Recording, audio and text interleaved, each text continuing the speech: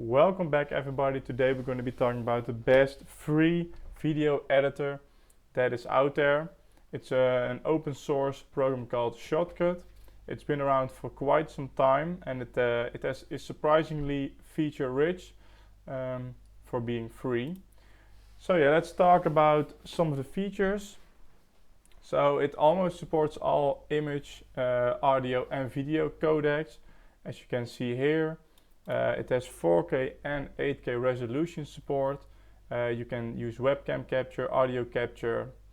There are a lot of video effects as well. There's some color grading. It's not the best, but it will get you there. Also some effects like audio in, fade out. We're going to be looking at that in the program. It also has a lot of editing features as well as export features, which are pretty intuitive if you can learn them and if you work with them, but it's really easy to learn in my example. It also cross-platform, which is nice if you work on multiple systems. So yeah, I think those are the main features. So because it's open source, you can probably trust it. It's not a freemium product, so not something like CapCut. They're not going to ask you for money or something else. So here you can see Shotcut, the application. So we're going to start a new project. So you have a bunch of video modes here that you can select. There is already one because let's do test with double T. So yeah, this is the layout. It might seem a bit daunting. It's a bit basic as well, as you can see, black and white, some blue accents, but it's really easy to use if you find it. So right here is your playlist. So what you can do, let's see if I can drop a video here. So it's gonna ask me to convert it to make it more easy to edit. So that's built in.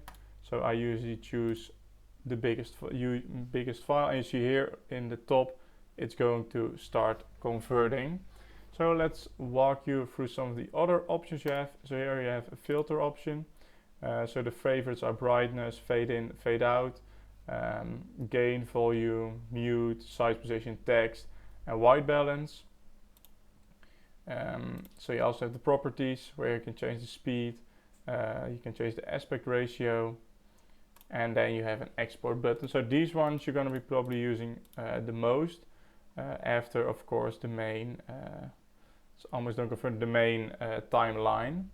So the timelines, they can be, I don't know if you can see that they can be changed out. So if you have multiple screens, you can use one screen for the timeline and other for the source, what you can see.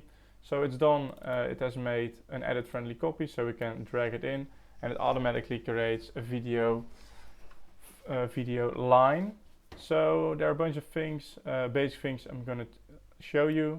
So you have this one and you can cut it with this button right here. You can split it. So you're probably thinking, hey, there's a scissor here as well. Maybe we can cut with that. No, then you're going to be deleting it.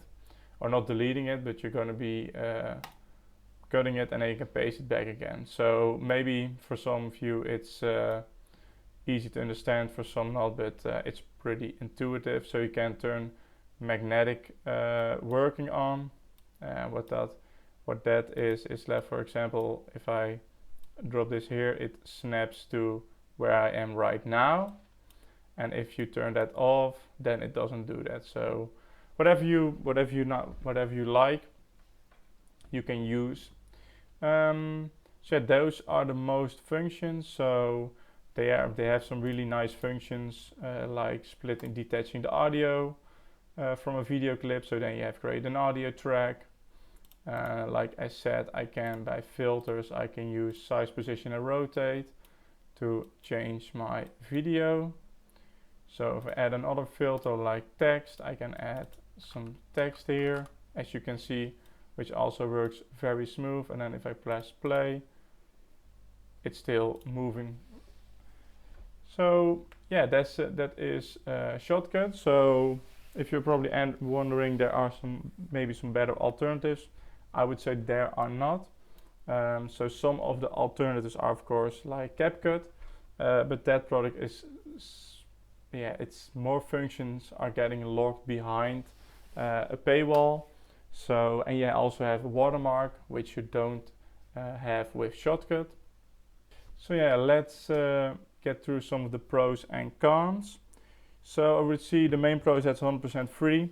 No watermarks, no advertisements, no subscriptions or freemium products like that you need to pay for certain features. It's lightweight and can run on older PCs. It depends, of course, if you are going to be using 4K or 8K video files. They are going to be more difficult on a low-end PC than a high-end PC, but if you're going to be working with full HD or HD video footage, then it should work just fine. It also gets regular updates, so security updates, but as well as some new features or improvements. So it's also for a lot of people, like starting YouTubers or for a music video, up to some more serious people. They can still use this software. So what are some of the cons then? You probably might ask, are there any cons? Yes. So as you see, the UI is not that modern or not that sleek as Adobe Premiere Pro, for example, but that's a trade-off you have to give.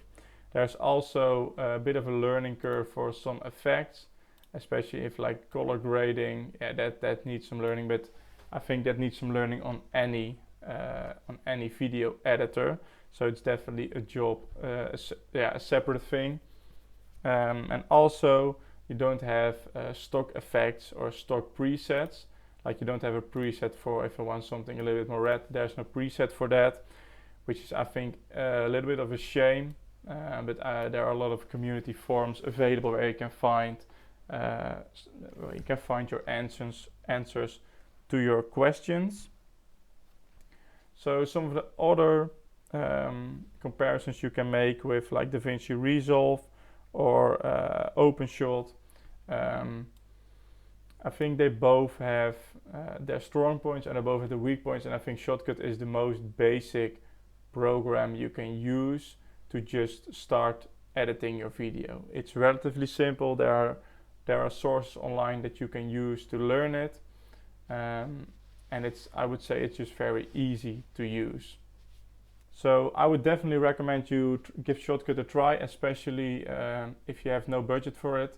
It was really smooth. Just get to learn the basics, and then you can work your way up until some more difficult effects like color grading. I myself have edited all my videos on Shotcut, so you can use that as an example if you like my videos.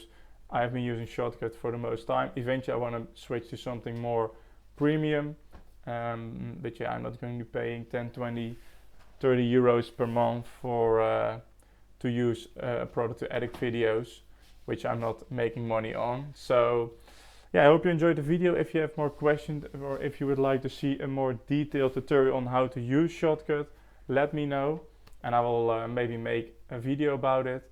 So I hope you enjoyed. Don't forget to like and subscribe, and I'm going to be seeing you guys in the next video.